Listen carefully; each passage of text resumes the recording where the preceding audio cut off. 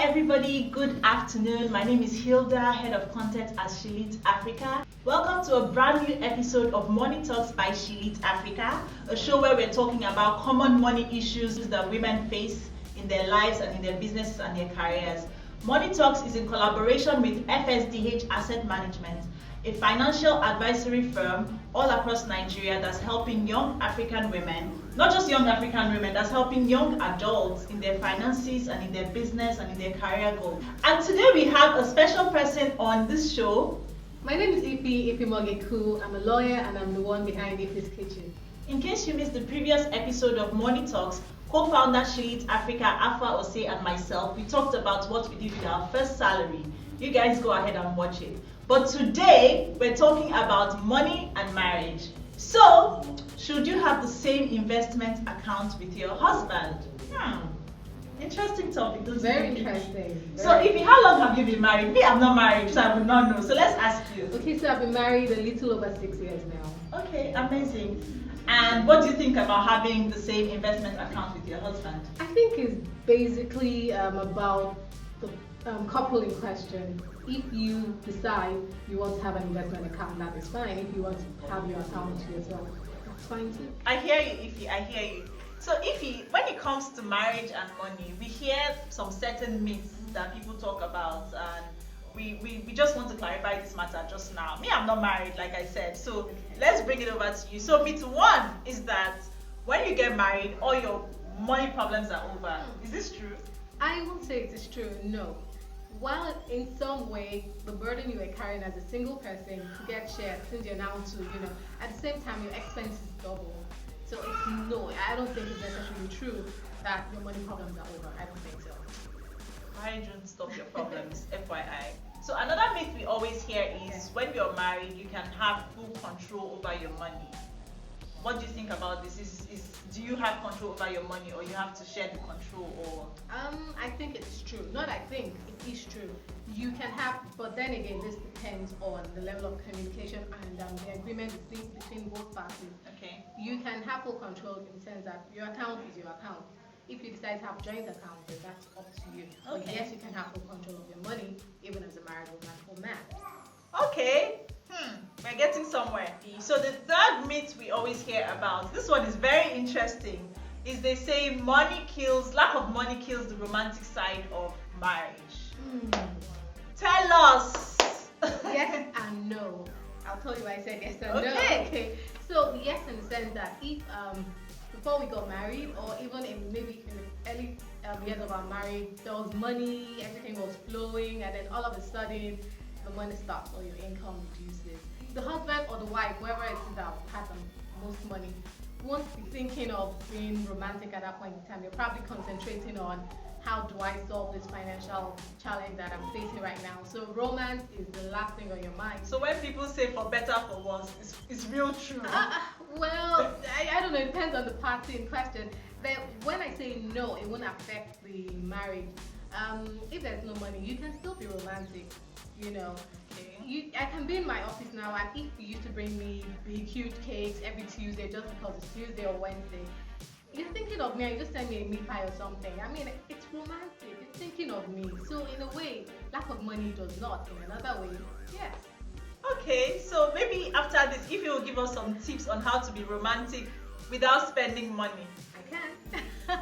So the fourth myth we always hear, this one is for the women who likes to cook, and I know if you like to cook. So we hear that you have to hide money to save for the rainy day. Okay, let me understand this question now.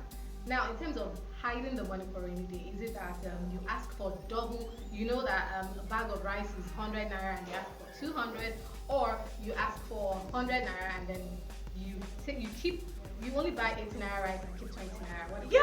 It could swing both ways. Like we've heard stories of people who their husbands give them like money for running the house monthly, and they just basically slash everything that they do. Maybe take out some money for fish or take out some money for pomo, and just basically keep it. But is this really necessary in marriage? Does everybody have to do this? Well, then again, it depends on the parties. But I think it's okay to do that. So far, you do not cut short the food stuff for the household. Instead of buying what you're meant to buy, you buy a substandard one or something. No.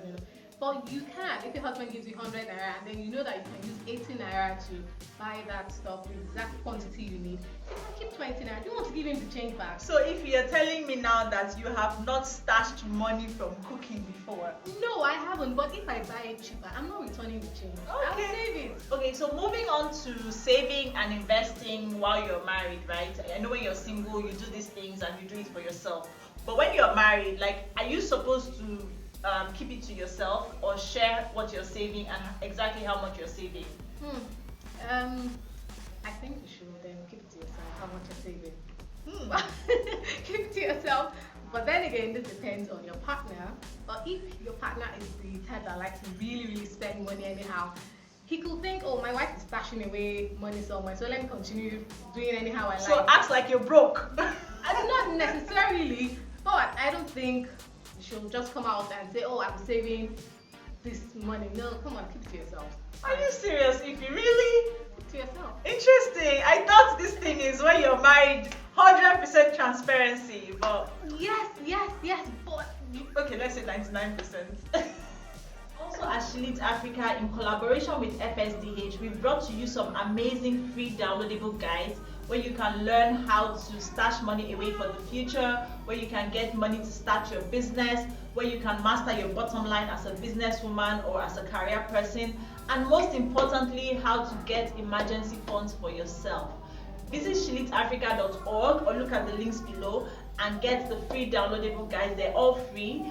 If you need more information, contact FSDH and they will definitely tell you what to do. Okay, still speaking on this money matter from a woman's perspective, right? When you get married, I know people say the man is the provider of the family. Now, is his money our money and your money your money? Like, do you keep yours to yourself and my money is my money and his money our money? What do you think? I don't believe his money is our money and my money is my money. But then again, from the onset of the relationship, you should agree on what the expectations are. You should also agree on what threshold the man will be spending, the ratio of spending in the house, what it is. So I believe in that one, and I think the man should spend a little higher. Okay. But if the woman earns more, then it could be 50-50. I don't think, oh, because she earns more, she should do 70 and the man should do 30. You're the man. Come on, get up, go and look for the money. Okay, but don't you think like during like the relationship, things could happen along the way that changes everything? So should that commitment from the beginning still stand, or you can decide to compromise on if along the line the situation changes, the man can no longer afford to bring in 30, by all means, the woman should raise her stakes in, her spending threshold. But she shouldn't say, or the man shouldn't say, oh, I don't earn anymore, bring 100%. I don't believe in that. Just bring something, whatever percentage it is, bring something to the table. We hear about people going to restaurants. We're in a restaurant right now. We hear about people going Josh when they go to a restaurant. So what's your take on splitting the bills between couples? Okay, so it depends on the couple again. For instance, when I go on a date with my husband, I prefer that he picks up the bill. But then again, I look at the circumstances. How is his pocket at the time? If it isn't, I am very, very fine to bring my own share of the bill. No problem. I earn, he earns. So okay, Ify, so when it comes to money in relationship and marriage, can you give us some tips on how people can manage the bills? Yeah, sure. So here are ways you can manage the bills. First thing, you have to communicate regularly and very clearly how the bill is supposed to be managed. If it is 50-50, fine, communicate that very clearly. Everyone knows the expectation. So at no point is someone feeling cheated, or it's just clear from the beginning, 50-50. And if the situation changes, you talk about it. So regular communication is key, right?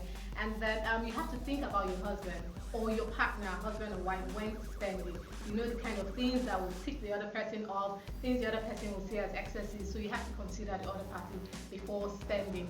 And like I said, you have to plan regularly how you spend the money and what you spend the money on, and be clear on what the sharing ratio is in regards to the bill, and ensure that you stick to it. If there's any reason why you have to deviate, always communicate. So that's very clear. That's basic, and that's, for me, number one, communicate regularly. Okay, so Ify has given us her tips from a married woman's perspective. But depending on your choice or whatever it is you're interested in, married or not, FSDH has this individual or joint investment account which you can also tap into. You can decide how to invest your money and how to make sure that you're saving for the rainy day, and make sure you don't run into all these little money problems when the day comes. To find out what options are best for you, click the link below or send an email to coralfund@fsdhgroup.com. Send them an email and find out what investment account is best for you. Alright guys, so let us know what you feel in the comment section below.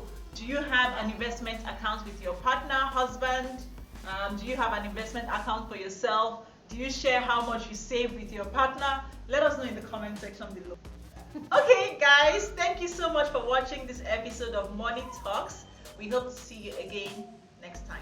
Bye!